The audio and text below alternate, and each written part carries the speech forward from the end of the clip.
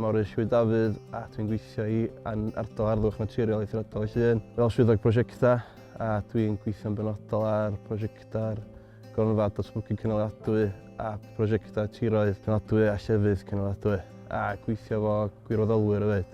Yn benodol, da ni'n gweithio ar gynnal a chadw tirwedd cenedlaethol Llŷn yn benodol yn y safle yma, yr adfer natur ar y tir comin.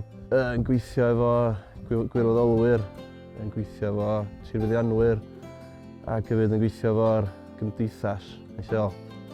So wnaethon ni benderfynu dewis tir comin ym Mhen Llŷn ac yn ystod y prosiect yma un o'r blaenoriaethau oedd yr arolwg ecolegol ac y gwaith o'n delsio ar arolwg yna.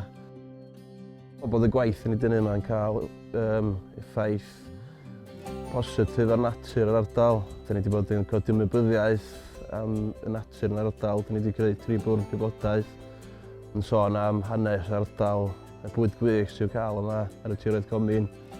Da ni wedi hefyd bod yn gweithio reit galad ar llwybra yn y tiroedd comin ac ailagor nhw felly, a mae wedi bod yn cael defnydd yn barod.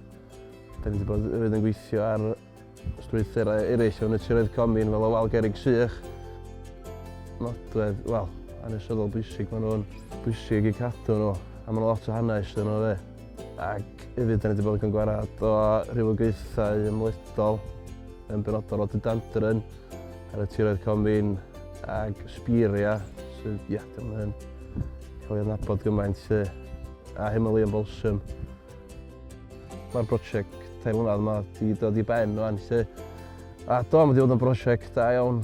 Mae'r wedi adlewyrchu pwysigrwydd tiroedd comin yn Llŷn ac mae'r gwaith hefyd yn adlewyrchu'r pwysigrwydd. Da ni wedi codi ymwybyddiaeth y cyhoedd am y tiroedd comin efo'r broddi gwybodaeth. A di gwella mynediad yn y tiroedd comin wrth ailagor llwybra.